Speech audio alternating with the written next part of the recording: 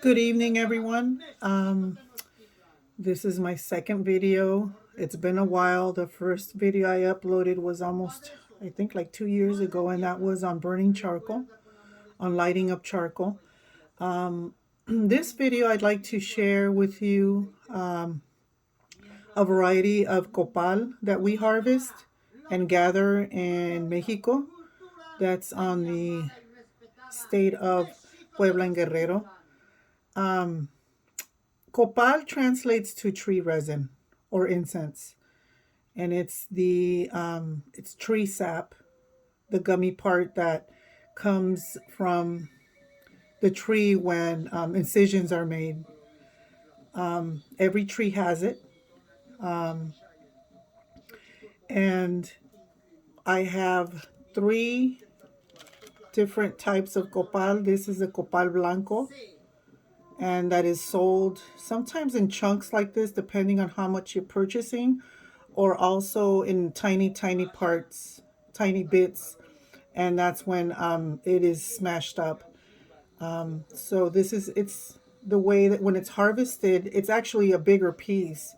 This is about maybe half or even a quarter of the entire piece. That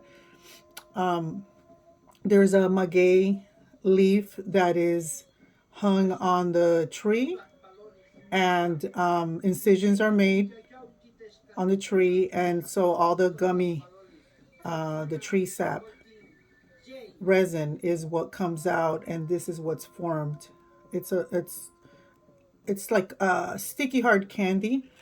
And then next we have what is Copal Negro, and this is different from, not only because it looks different from the Blanco, but the white copal. This one's the one that's harvested, and this takes about 3 months of harvesting, and between June and September, and then it's ready to be placed in boxes and sold in October, and ready for the celebration of the dead, Dia de los Muertos. And this is what you, if you're not too familiar with copal, but you have maybe been in celebrations in November of Day of the Dead, this is what people are burning in the incense burners. That smells very fragrant. It has a very fragrant smell. And there are variances in the copal depending in the region of where it's being harvested. Again, this one is from the state of Guerrero and Puebla. And I know that in Oaxaca, their Copal Blanco is a little bit different, looks a little bit different from this one. Again, that may be a different species of the bursera tree. And this is the Copal Negro. And these are, if you could see, maybe this was removed from the tree trunk, the bottom of the tree trunk. What happens is that when we're harvesting the Copal Blanco, any there's the resin drips on the trunk of the tree. So what happens is that insects will collect the resin that's left on the trunk of the tree. If you could see, get that closer, will collect this and make houses.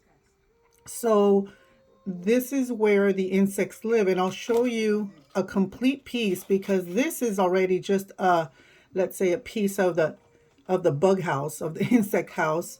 You could see that here, let me see, is it this piece where you could see some of the holes? No, this is the complete piece. I'll show you. See? And you could actually see a piece of a bug right here. This is we refer to this as tecopal. This piece is considered Copal Negro, actually, and this piece that's complete is considered very sacred. And it's hard to find, very hard to find, because it's actually complete, and you have pieces of of insects here, and you could actually see their homes. Next, we have what is called Lagrima tear copal, and that's solidified tree resin, solidified copal, and that's this here. And a lot of people a lot of people compare it to let me see, compare it to frankincense. Kind of looks like frankincense. Very similar. And this is solidified copal. It's hard, it's not sticky, and it's peeled off the tree trunk. You might have seen maybe pine trees. Pine trees, you could see a lot of the solidified tree resin sometimes, and that's why it's referred to as lagrima, Copal Lagrima. And here we have the Copal Negro and then just Copal Blanco. This is very fragrant because it's fresh. It's just very, it has a very not a floral, sometimes a very lemony, citrusy kind of smell.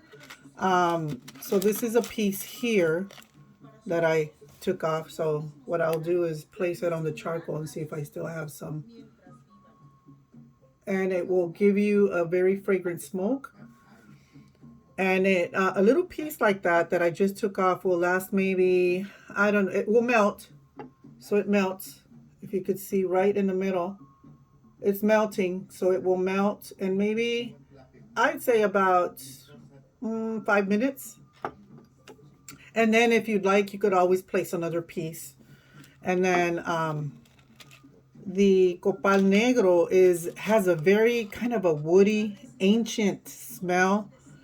And that's because when the insects collect the resin that's left on the trunk of the tree, they also collect little pieces of leaves. If you could see here, maybe little leaves, tree bark. So it has a very, very distinct smell.